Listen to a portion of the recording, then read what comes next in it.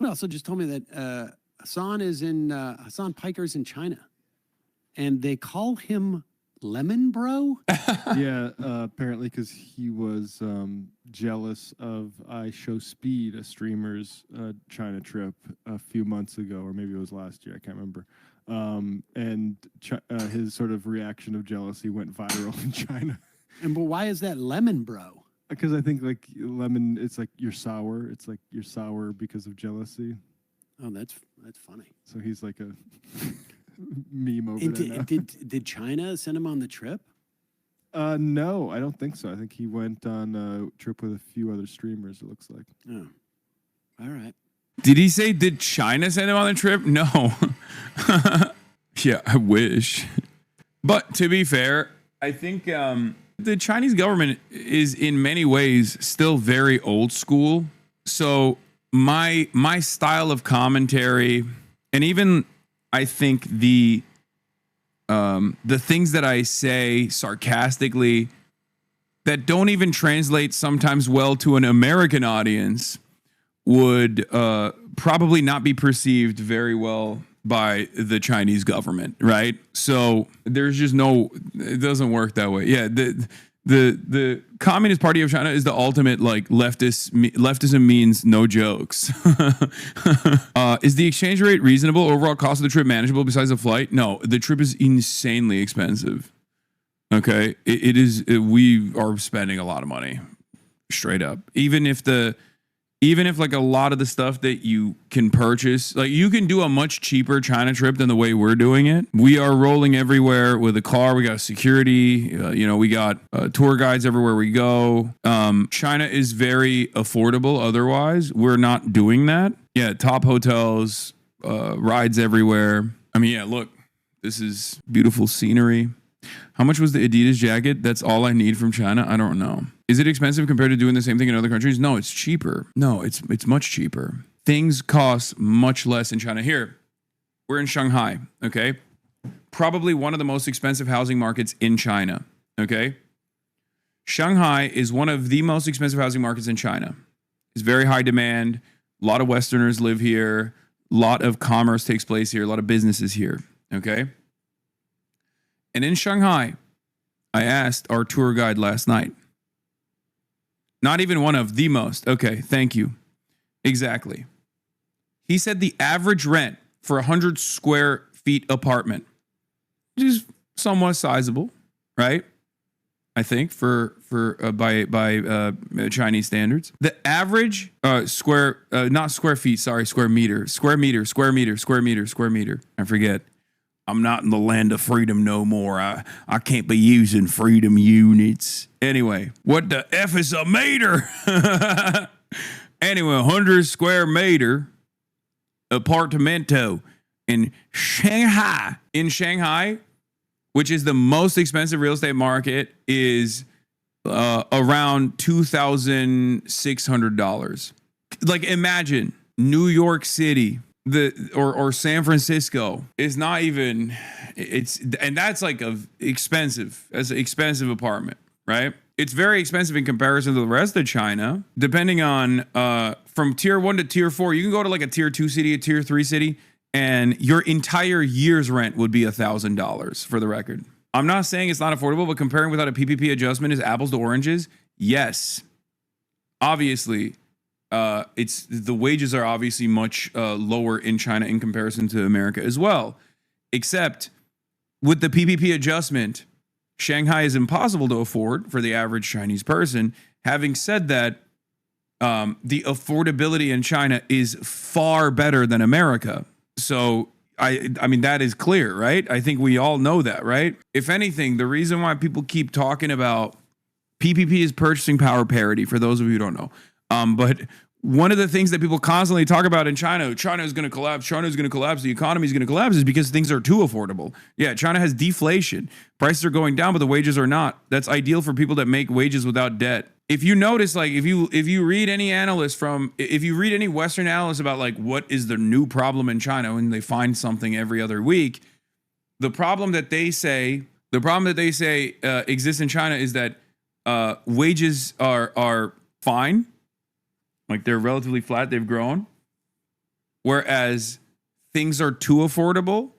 I know it sounds crazy, but they say that it's bad for growth because it's bad for growth because price increases don't take place in China, and therefore there's too much purchasing power, and people actually take on instead of taking on debt, they unironically hold too much money. They save too much and don't spend enough. Here is a video on this exact phenomena. While the rest of the world battles inflation, China is facing consumer prices that are just too low. China's economy is facing a new threat. While most of the world battles inflation, China is grappling with consumer prices that are just too low. And it could be worse than the official numbers. It just sounds it sounds so crazy.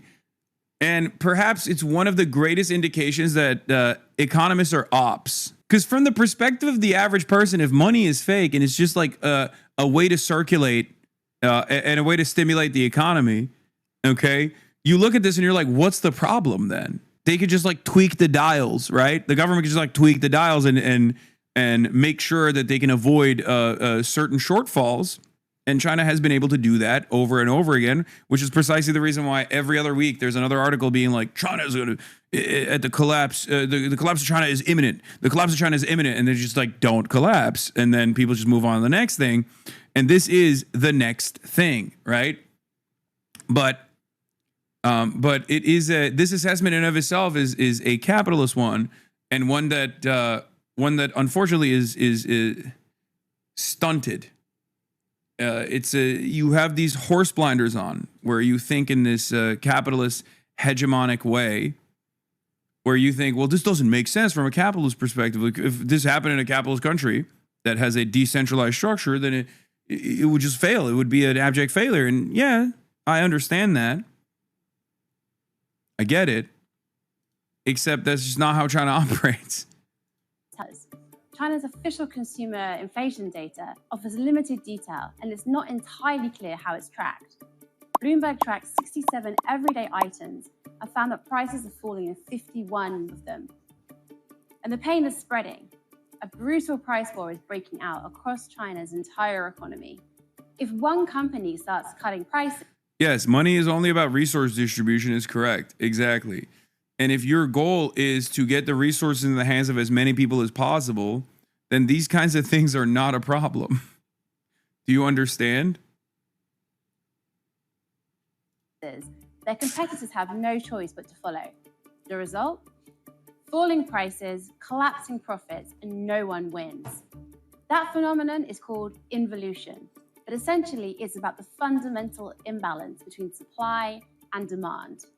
There's too much supply, which obviously lowers prices. There's more supply because China is a robust China has a robust industrial base, and they produce too many things. And when you produce too many things, the price of things goes down because there's no scarcity. If you outproduce the demand, then prices are going to go down. Okay, that's what they're talking about. It's just like the prices are too good for the average Chinese. Like, you're not a capital owner. You're not a capitalist. You're not a capital owner. You're just a wage laborer, right? And if you're just a wage laborer, from your perspective, you're like, okay, things are just more affordable. Things are just cheaper. I don't care if there's this like imminent fear of collapse. I don't think you understand economics. You can ask my previous employer, the Lehman Brothers. Yeah. My steak is too juicy. My lobster too buttery. It's bad. It's bad. We must put an end to it. It's too good, bro. You wouldn't like it. Hey, there's a term for it. It's called involution. What if the economy collapses because things are too affordable for the working poor? This is a bad thing. Okay? It's a competition problem. It completely crushes corporate earnings and slams workers' paychecks. Last year, 25% of Chinese listed companies made a loss. That's the highest percentage this century. And in 2024, a third of companies cut jobs. This shows China is in a deep deflationary spiral.